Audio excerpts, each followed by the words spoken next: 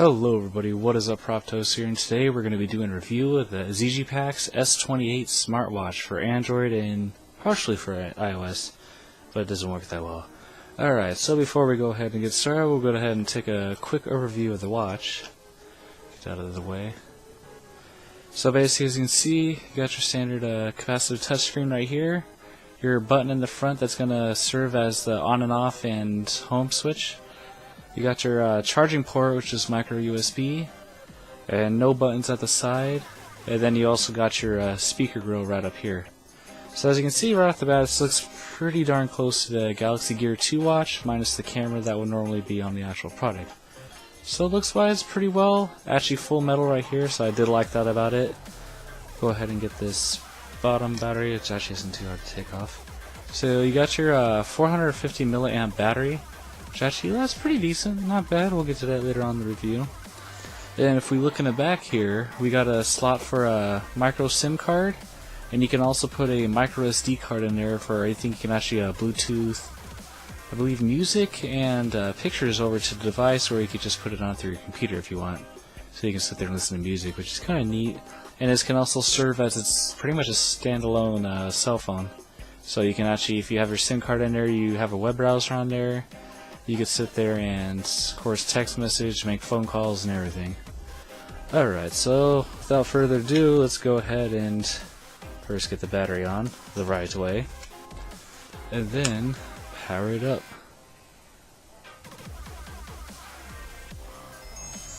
Now, since then, I figured out how to turn down the screen brightness, so we should have an easier time seeing it. So there you can go. As you can see, got a really similar look to the Galaxy Gear watch, and of course you got your standard, it's not going to show up well on the camera, but whatever, standard watch face. Press it again, then it'll show up. So a lot of other reviews on this watch said that you can't change this through settings, which is true, but how you can change this, which I barely found out by accident, is if you swipe up, boom, you got a different clock face, you got that fancier looking one, and then you got the one that we started with. So as you can see, if you want to change clock faces, just be, all you gotta do is be on the main clock screen and just swipe up, and pretty easy.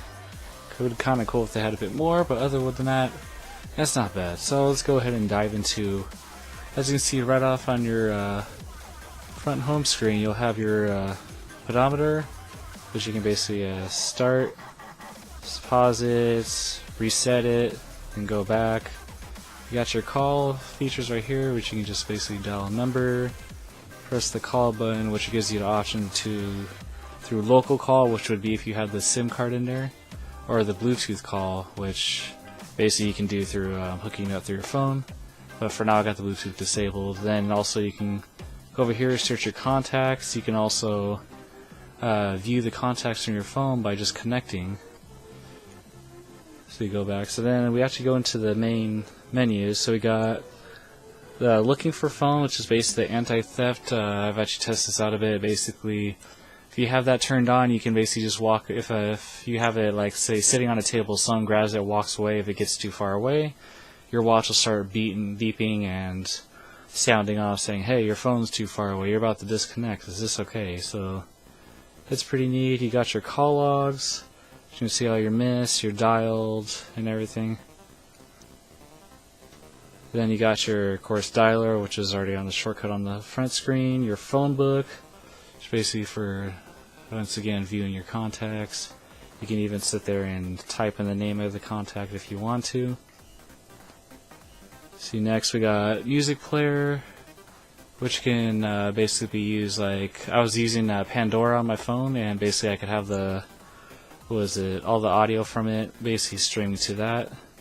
So basically I could use this to basically start, pause it, turn up and down the volume, which is definitely pretty neat. I mean, of course I want to use it on a normal basis, but I was just trying to purposely drain the battery.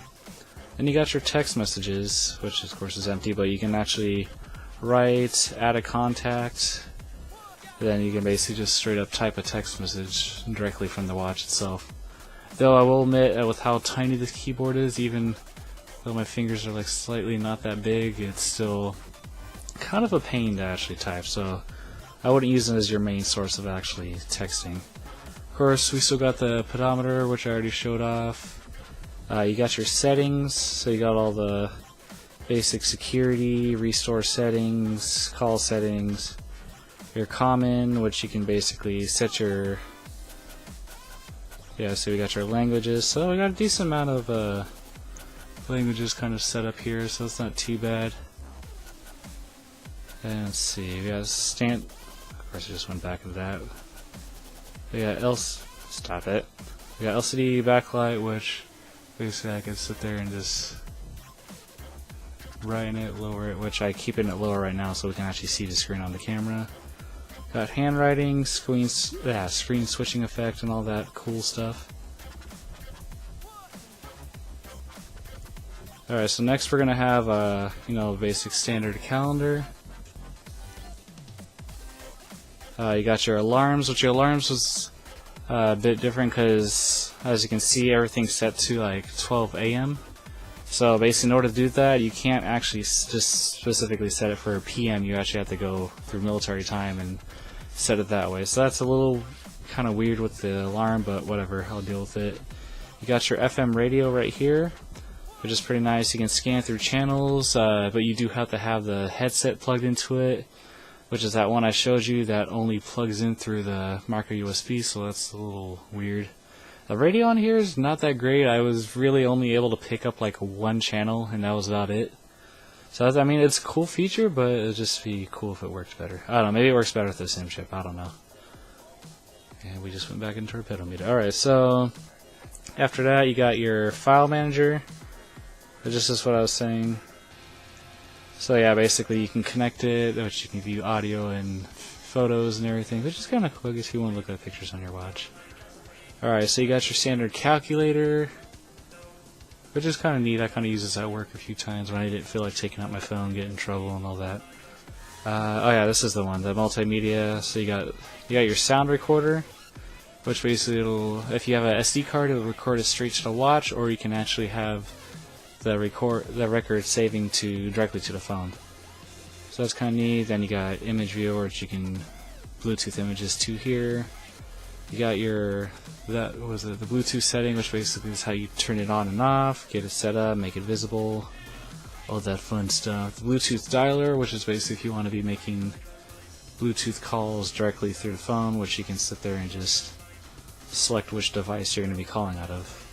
And this, you got the remote camera app, which it's kind of useful, except for the fact that basically what this says is when you click it, of course it's going to tell me install the Bluetooth notification app.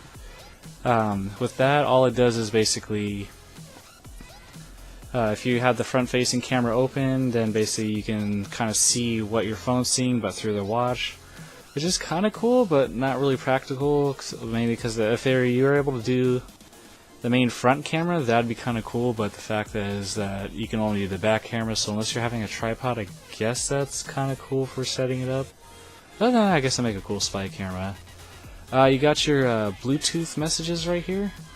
So this one I believe is for, this one is where I get if I have my messenger, stuff like Facebook, Viber, or anything like that. But that's basically where you can view your messages. You can't respond to them. Kind of wish you could, but you can't. So you can kind of view a phone.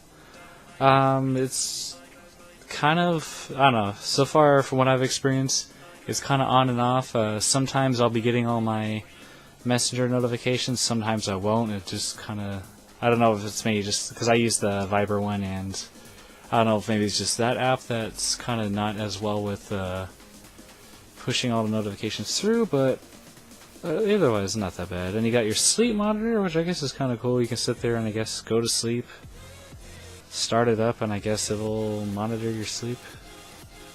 But I guess that's kind of cool. I'm not sure how that would be useful, but anyway. So then, if you need to download the app for it, which you can basically just go to the App Store on an Android phone, type in BT Notifier, and you can find it there. But if you don't want to do it, you can click this, use the QR code to basically just sit there and scan it. It'll take you to the site, download the app for you, then you can install on your phone. But you might as well just get the one from the store since that one actually updates. So you got your web browser right here. That's for if you actually do have the SIM. If you try to do that, it'll just say yeah, it's not available. And I believe we just oh yeah, so you got your sim toolkit. Sim toolkit. You got your standard like ring type modes, which this I still haven't honestly figured out because I try to go to, like, let's say meeting, and it'll say general mode activated. It's like, okay, fine, I want to go to outdoor. General mode activated. So it's like, okay, fine. This one? So like for some reason it doesn't want to switch to newer ones, it just wants to stay. So what I end up having to just do is go through that, because then customize it, then actually do whether I want it to have sounds or vibration or whatever. So that's a little weird. Other than that, that's pretty much it. You got your smart search, which I guess you can sit there and... I haven't actually had a chance because I'm thinking this might be either looking for files or having something to do if you actually have the SIM card. So otherwise, that's a quick overview of like basically what the watch can do. So otherwise, for battery life, what was it? I think a lot of the reviews that I saw said it gets about like 10 hours connected to the Bluetooth, which I actually got way more. Because usually I have it on when I'm at work, so I had it on from like 8:30 in the morning till about 5:30, 6:30, I say. Like one day, then I had it on a second day, and then even with that, it was still had like some battery left, and then I was sitting there streaming Pandora radio to this for about over an hour, and then after that, I put the radio on and just ended up going to go do something. Then I finally got the battery drained. So battery-wise, this thing lasts pretty darn well. The only other complaints I have about this is if you're planning to use this as like talking on your wrist, it's not the best because I tested out with a call, and the person I was talking to basically said they were able to hear themselves when it came out of the speaker on this, and I ended up just having to switch back to my phone because it was getting annoying for them. And also, it seems like with some calls they're a little bit quiet on the speaker. They could be a bit louder, so that way you can actually hear like what it is you're actually like who you're talking to. So I mean, those are kind of cool, but I mean, other than that, it's pretty decent. Like some of the stuff's pretty nice. The pedometer is for the most part accurate-ish. Like, so it's not the completely 100% accurate, but it does its job. It works alright. So other than that, but then again, for this I only paid about what, $38 because it was on sale on we have a site called lightinthebox.com. So other than that, not bad. But what was it? If you actually have the money and you want to get a smartwatch, I'd say probably just go ahead and get the actual, like one of the Galaxy Gear ones, because those ones are probably working a lot better on your phone. But if you're on a budget and you want a pretty decent smartwatch, I'd say this is probably the way to go. And it actually, for the most part, works pretty decent, has good battery life. For the most part, I can sit there and view a lot of the messages from my phone. If it's regular text messages, I can actually respond to it directly from the watch. So otherwise, pretty cool. But yeah, so that's going to be about it. At the average price, this runs for about $44, so still not bad for a smartwatch. But yeah, so that's about it for this review. I would say, yeah, if you're a first-time getter of a smartwatch and you want to just kind of mess around with it, yeah, go ahead. It's not going to put a huge dent in your wallet, and for the most part, it actually works pretty nice, and it fits pretty comfortable on the wrist. So that's about it for this review. I hope you guys liked it. Be sure to rate, comment, subscribe, and I'll catch you guys.